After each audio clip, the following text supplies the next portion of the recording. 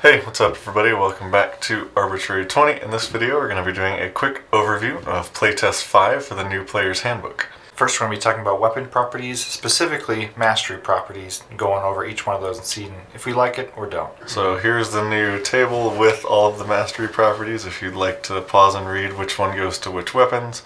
We'll get to it later, but the new fighter is able to use different ones than listed on this table, but the majority of characters are going to be using the ones listed here. So yeah, the first mastery property is Cleave.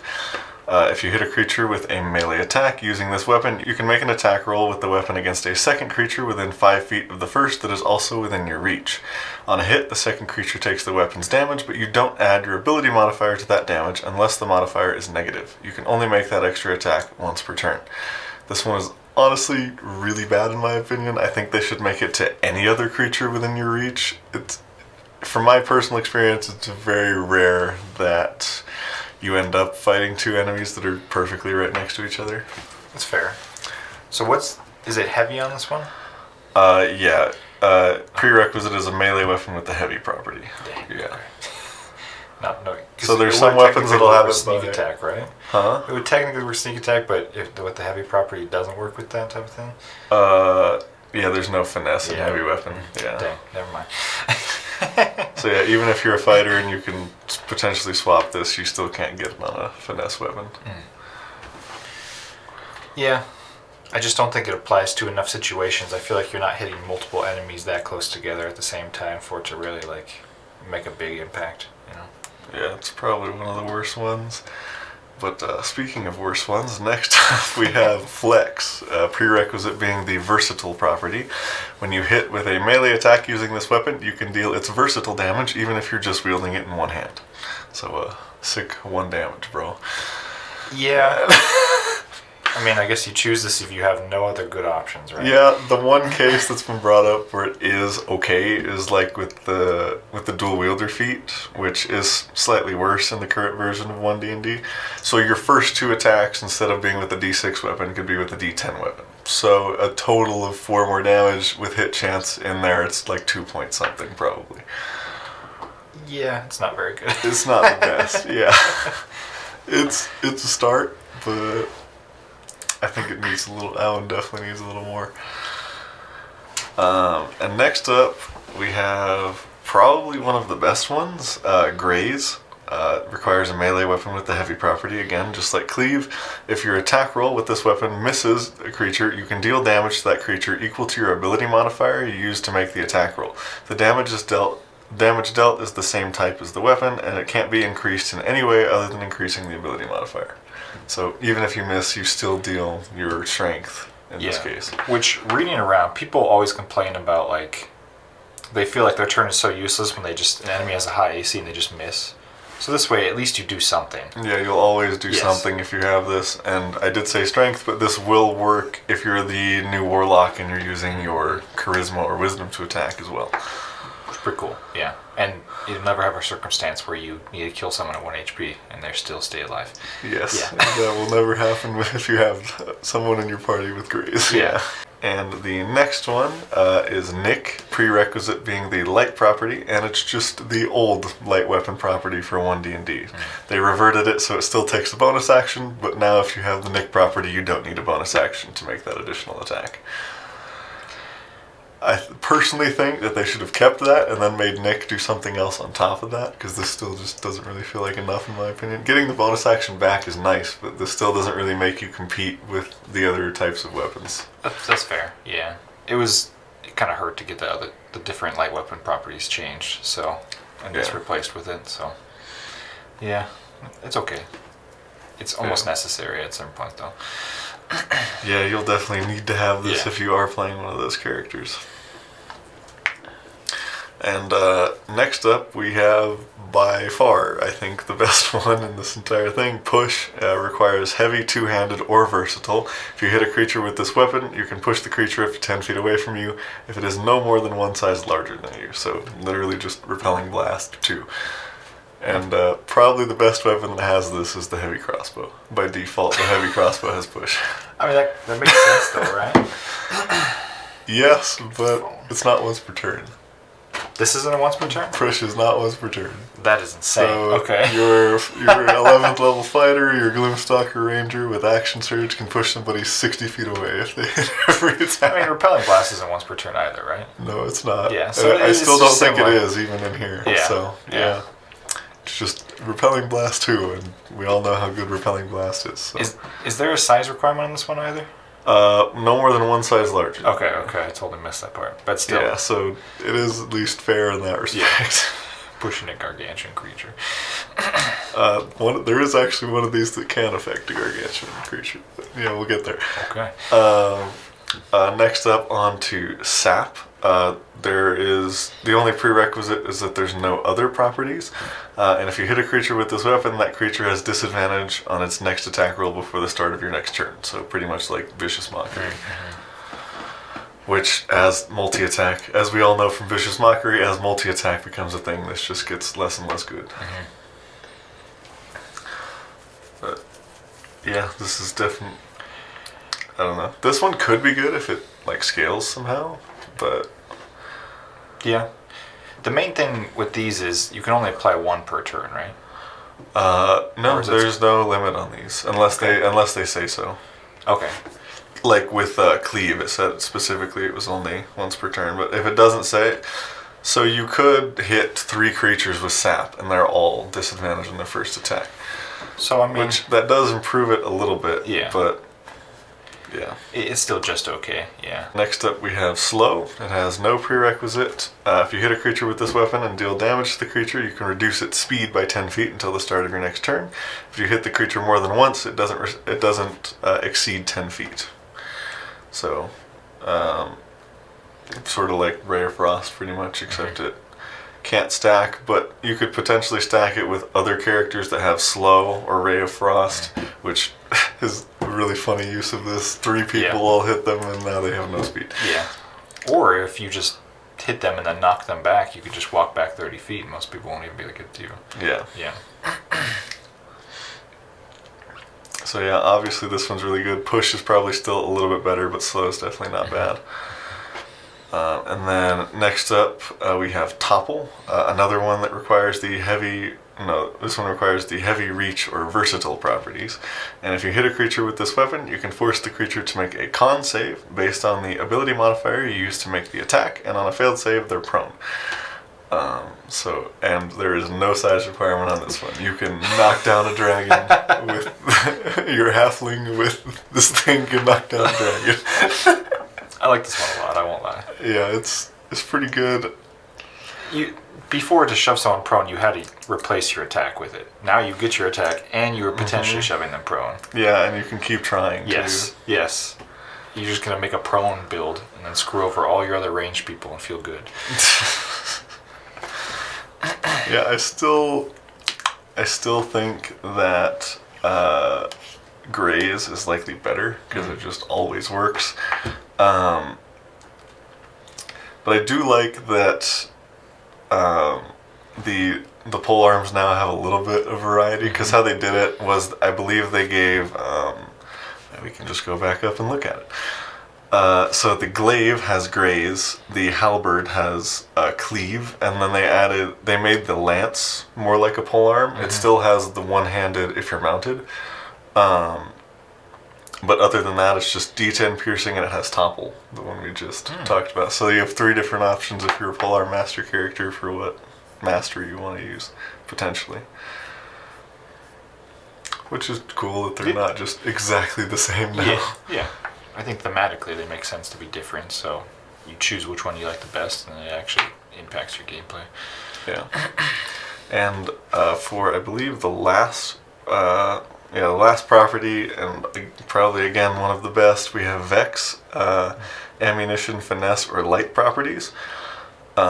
If you hit a creature with this weapon and deal damage to the creature, you have advantage on your next attack roll against the creature before the end of your next turn. And again, stacks infinitely, so you can just snowball and get an advantage on your entire turn, potentially. Yeah, which is cool. Definitely really cool. Yeah, and then one obvious good use with this is picking up and Find Familiar through like Magic Initiate or something like that to start off the chain, and then you can just get infinite advantage, essentially. It does kind of suck if you break the chain and then have to do a regular roll and then to get advantage again, but free advantage is free advantage. It's still this is still one of the best. Yeah. I think it's between this and push, honestly. You can only apply one of these, but you can't graze and push at the same turn, though, right? Or you can do both. So you can never apply them on the same attack, but on the same turn, yes. So an example might be if you're wielding a short sword, if you're dual wielding a short sword and a whip. The short sword having the Vex property to give you advantage on your next ones, and then you could make one of the attacks with a whip and apply slow on a separate attack. Okay. That So makes you sense. can use multiple on the same turn, but not multiple on the same attack. The fighter can eventually get 2 mastery properties on one weapon, but they can't apply both of them on the same attack. Okay, that makes sense. So how many total weapon masteries are there? We got 1, 2, 3, 4, 5, 6, 7, 8, 9, it looks like. And then do we know exactly which classes are getting these? Barbarian fighters. By default, all of the warriors are getting these, and then there's a feat to get one as well. Okay. And there's no prerequisite for that feat. Okay. So Warlock. yeah, your warlock, sword bard, blade singer can all get this. Cool. Yeah. Okay. Which is cool, but at the same time, I almost wish you would have to take levels of martial to get this. But Yeah. I think the best way to do it would be the farther levels of martial you do, the more impactful they are, right? Make all of these scale in some way, or the ones That's that could true. scale. Unfortunately, right now it just seems to be that you're getting more. But yeah. Now going on to the barbarian, the new features that the barbarian get are obviously weapon mastery, like we just talked about. One called primal knowledge lets them get some utility with their rage outside of combat. And then a few other features got moved around, and it's a few minor changes here and there as well. But weapon mastery and primal knowledge seem to be the big ones, and rage also got an update that now allows it to last for 10 minutes. And now instead of taking damage extending your rage, you can just take a bonus action to extend your rage, and then making an attack roll or forcing an enemy to make a saving throw also let you keep your rage.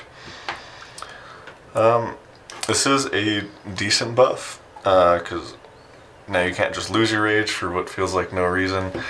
And then in combination with primal knowledge, you get a little bit of rage utility outside of combat.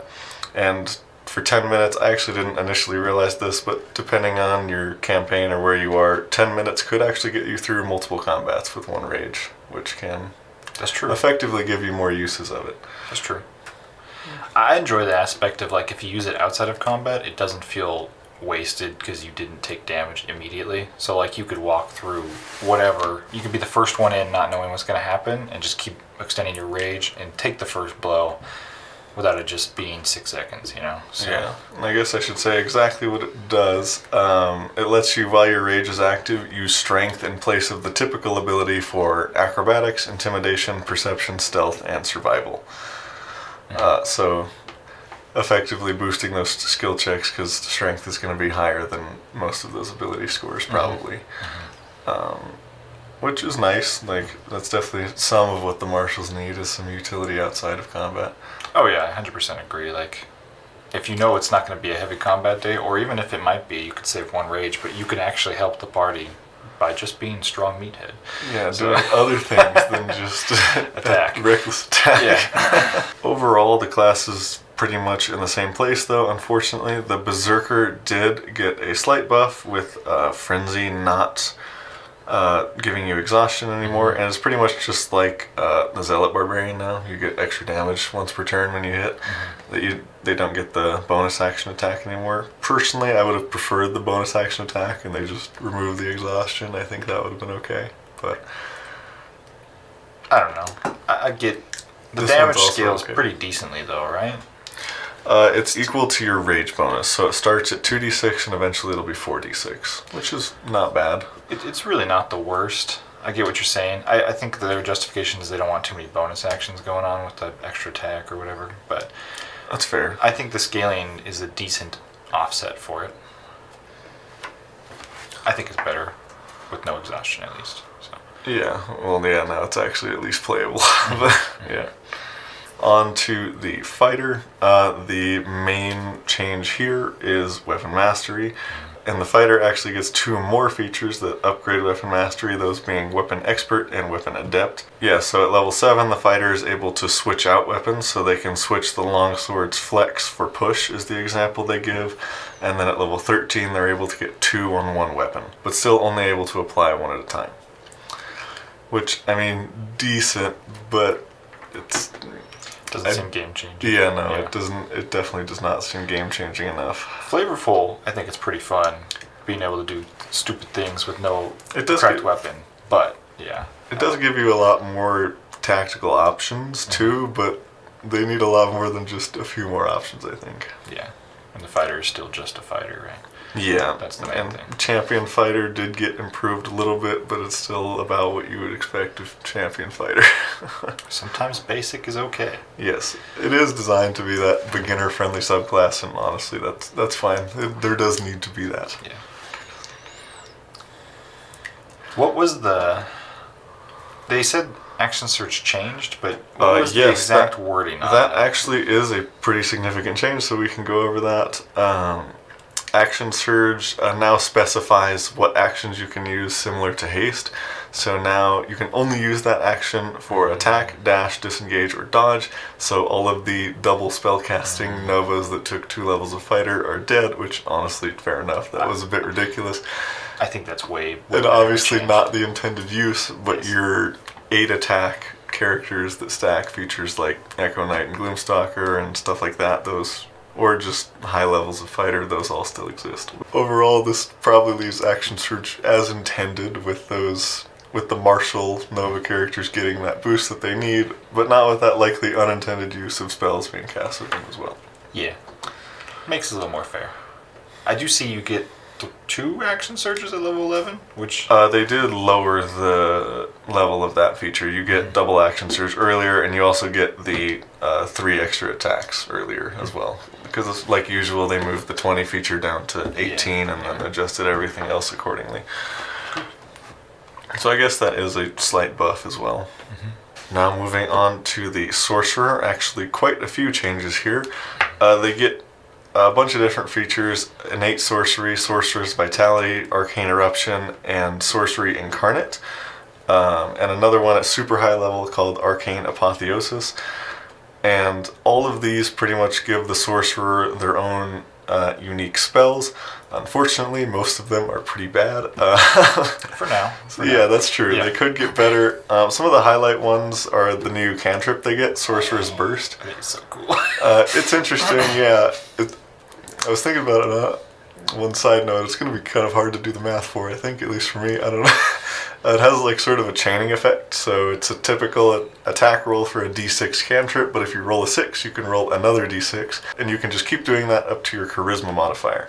So starting off with a standard like point by +1 character, you'll probably be able to do up to 3d6, which is pretty cool. I mean, it's an interesting concept. I think they need more ways to boost it if they want it to be like something the sorcerer's using all the time, but... I mean, it inherently boosts itself slightly with the level scaling. That's true. Because your math is higher on how many d6s you use. That's true, actually. That is true. So you'll get a higher chance to roll more as you get to 5, 11. I didn't think about that. Yeah, that's true. You're essentially playing the d6 gambling game of just hitting the lottery, of just keep going. You are doing that pretty much, yeah. And... I guess it could be comboed with a new one of the Warlock features. If you take 5 levels, you could still add your ability modifier, I think. If I'm remembering that correctly. But yeah, that's probably one of the more interesting ones. Arcane Eruption is not bad. It's like a big fireball-like blast, except you can choose the damage type, and then you can pick one of those d6s and inflict a condition based on the d6 that you choose. 1 being the best condition, incapacitated, and then 6 being deafened, which is probably the worst condition on that list, but it's still a pretty cool spell. I enjoyed the fact that you rolling a 1 isn't as sad now. Yeah, like you So, almost want the one yes. to get the better condition as opposed to doing more damage. And another thing I noticed is that kind of offhand slightly buffs Empowered Spell, the meta magic, because re-rolling your dice is way bigger if you can select a different condition potentially. That's true. Yeah. That is true. Yeah, I didn't think about that when I first read it. And then the 18th level one, Arcane Apotheosis, doesn't actually give you a new spell, but it essentially gives you a discounted cast of Wish. So you can cast Wish casting a lower level spell, but you use that spell slot instead. So if I use Wish to cast Conjure Fey at 6th level, I use a 6th level spell slot instead of a 9th level spell slot, which is pretty good. That's interesting. Yeah, I'm not sure how that'll come up. it pseudo gives them 2 9th level spells, which is cool, but it's definitely not bad. But I don't think it's gonna break the game or anything, personally. Who plays at 18th level anyway? Let's be real here. Not many people Yeah. get to 18th level. Yeah. But yeah, I think that's the majority of the changes for Sorcerer. They did unfortunately nerf Twin Spell. For better or worse. Yeah, I don't know if it was too necessary. I actually never really thought Twin Spell was worth taking, because I don't think a lot of the spells it can be used on are worth it. But unless you're like a Divine Soul with the healing spells, was really the only super good case, I think. Twin Polymorph. Twin Polymorph. Well, Polymorph is the best healing spell. True. Yeah. Overall, I did like the meta magic changes. I thought some of them were really Yes. better. And you get it at level 2 now. Yes, you do get Meta Magic a level earlier. Extended Spell is nice, but what we will get to in a moment, it does not even close to compete with the Wizard's Modify spell. It is nice that you don't need Warcaster necessarily anymore, but yeah, I think Twin Spell and Heightened Spell changed too. It's just cheaper now. Yeah. I think that was all the changes. Well, Careful Spell Careful is Spells. better too. Yeah. It's more like the Evokers feature, which I think it always should have been. Because the Evokers doesn't really cost anything, but Careful Spell does. And there were some slight upgrades to the Draconic Sorcery subclass, but nothing too crazy. Unfortunately still missing an expanded spell list, but yeah, still seems alright. And then on to Warlock, some pretty big changes here. Pact Boon and the Warlock subclass got swapped, so you get your Pact Boon at 1st level now, and they do way more than they did before. The Pact of the Blade basically makes every Warlock a Hexblade now, letting you attack with your Charisma or Wisdom if you so choose. The Familiar one being pretty similar, but the Warlocks now get their own Familiar spell that's slightly different from Find Familiar. And then Pact of the Tome is pretty similar, and like I said earlier, it lets you add your ability modifier to your cantrip damage at level 5. And then probably the biggest change to Warlocks is that they are now just a half-caster now. They don't have their old pack slot progression. They have default like Paladin or Ranger spellcasting, rounds up with multi-classing, and they go up to 5th level. This does net them more spell slots, but those spell slots will be of a lower level. But with the Mystic Arcanum change, they'll still be able to access the level of spell that a full caster could. If they take Mystic Arcanum at 5th, 7th, and 9th, they can get 3rd, 4th, and 5th level spells, and so on. Oh, okay. Yeah, so they can still access less, but they can still access the same level of spell. I thought that was an interesting change for sure. And then, like I mentioned with Pact of the Blade, the Pact of the Chain lets you choose Intelligence or Charisma as your spellcasting modifier, and then Pact of the Tome lets you choose Intelligence or Wisdom. Definitely some more interesting multi-classing. Yeah, I think the main thing that opens up is more interesting multi-class possibilities for the Warlock, and then especially that and the spellcasting rounding up too. If you take 5 levels of Warlock and then go into a full caster, you still eventually get to 9th level spells.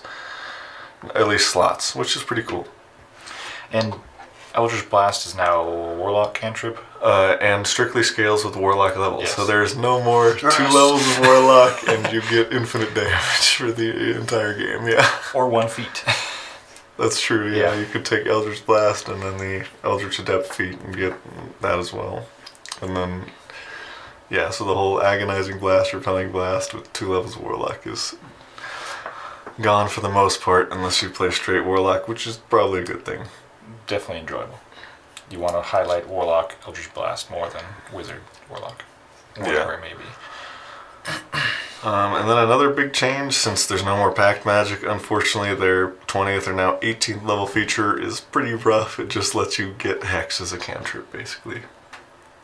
Didn't even read that? Yeah. Even more disappointed now that I had read it. Okay. Yeah, so even more reason to just multi-class out earlier, but yeah, that needs to be way better than it is currently, because the level 1 ranger gets concentration free hunter's mark. Yeah. Just a better Hex. Yeah, and they actually nerfed Hex too. It's once per turn now, the damage. Wow. Didn't even notice that. Okay. Yeah, and they didn't nerf hunter. I truly don't understand where the design team's coming from sometimes on these. Yeah. Because those are essentially the same spell. They're literally the same spell. Except Hex applies to slightly more things like spell attacks. But yeah, no, that definitely did not need the nerf. And then the subclass did change a bit. They now get patron spells, which is pretty similar to the Paladin's new O spells. They get one for casting, and they actually get all the spells prepared automatically, which is pretty nice. And then the 14th level feature for the Fiend Patron got updated so you can use it more than once. Which you do have to spend a spell slot at 4th level, which for a half caster is pretty high, but I did see some people complaining that this might be a little too strong. Personally, I don't think it is, but just something to note. Definitely one of the thematically awesome features. Yeah, it is pretty cool. You just transport them. Just a hell. nightmare, and they just, yeah. I like it, yeah. Yeah. I have seen people complain about the strength of that, but I really don't see the huge, ridiculous amount of strength there. But I think it's fine at 14th level, honestly. Mm-hmm. And on to the most controversial of all the classes and changes, the Wizard. Definitely the worst class. Yes, by far. Worst class in the game. Yeah, but yes, in all seriousness, if you thought the Wizard was good before, you are not right. So the first change to Wizard was that the spellbook, instead of being part of the spellcasting feature, is now its own feature. It functions still pretty much the same. And then at 2nd level, they get an additional feature called Academic that makes them better at taking the study action, which for the most part uses intelligent skills. And then the Wizard, like the Sorcerer did, gets their own spells that sort of fit their class at 5th, 7th, and 9th level. The first one being Memorize spell, which essentially just lets you ritually cast it and switch one of your prepared spells with one of your not prepared spells. Pretty good, and makes the Wizard even more versatile than they already were. And then 7th level, we have definitely the strongest one, and is definitely way too strong, Modify spell. So as a ritual, you can pick one of your spells in your spellbook, and you can modify it in a bunch of different ways. You can only modify one spell at a time per day, but there is a way to fix that we'll get to. The ways you can modify it are you can remove one of the components, as long as it doesn't have a cost. So probably the first thing I thought of here was Counterspell. You can remove its only component, Somatic, and then you have a counterspell that can't be counterspelled because it has no components. So this can effectively be a permanent subtle spell, which is pretty crazy. And then the most insane one, the next one, Concentration. If the spell requires concentration, damage can't break your concentration on that spell. And this is a ritual, so you can start at your highest level, cast it on that, and then just before a fight, whatever spell you're expecting to use, you can decide that your concentration can't be broken on it. Not a fan. Yeah, it's completely ridiculous. Yeah. And the next one is the damage type, which this is probably the most fair one, but still pretty cool. You can change the damage type. It's majority elemental damage types, but there's a few others, and you can just change the damage type. If it has multiple damage types, though, you can only change one. I'm a big fan. Yeah, I like this one too. I think this one can stay as is, and it's fine. And then range. You can increase the range of a spell by up to 30 times your wizard level. So now you can fireball somebody from several hundred feet away if you need to do that. Yeah, if the situation ever arises, I hope the DMs use this against their players, though, is all I'm saying. Yeah, that's true. All of these could be used against the players as well. And then next one is Ritual. You can give a spell the Ritual tag if it has a casting time of at least 10 minutes. This one could be pretty good. I can't think of any situations offhand, but... Would it work on Prayer of Healing?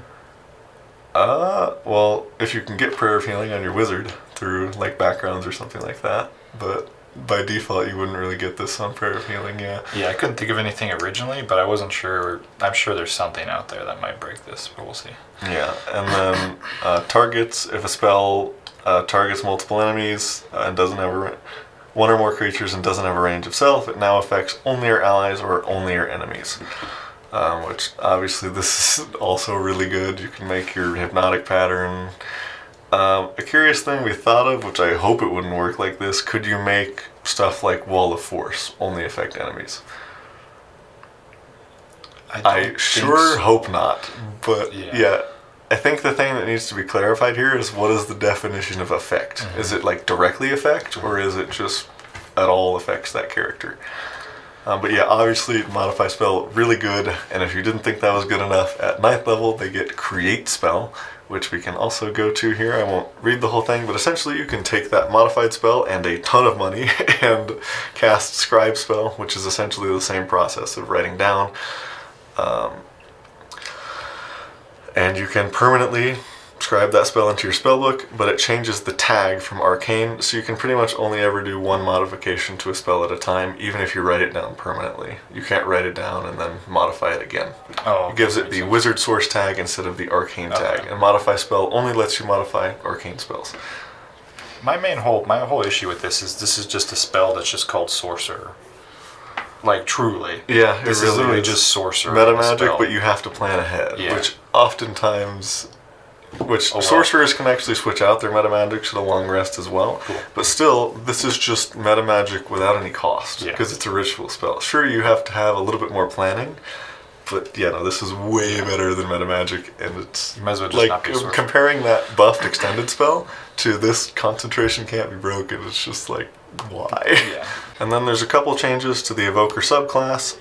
You now actually get some evocation spells from Evocation Savant, which is pretty cool. I hope they actually keep that for all of the school-based subclasses. And then Potent Cantrip affects attack roll spells as well as saving throws now, so it's a little bit more versatile. And then other than that, I think the Evoker is pretty much the same. So overall, balance-wise, unfortunately, we're in pretty much the same place. The weapon masteries are really cool, but they definitely need more, and probably the martial classes themselves need a little bit more. And the spellcaster classes got more, even though they didn't really need it. Though some of those changes are pretty cool, we just need the other classes in the game to be to that level.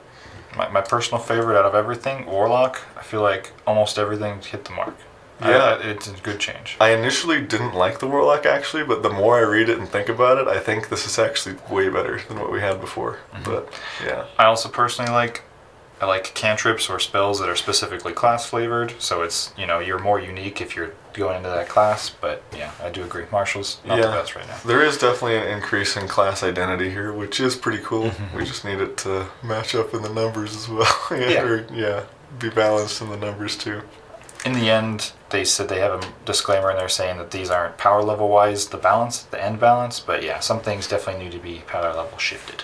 So yeah, that's our overview of the Playtest 5 for the 2024 Player's Handbook. Let us know your favorite or least favorite change in the comments below, and thanks for watching. We'll see you guys in the next one.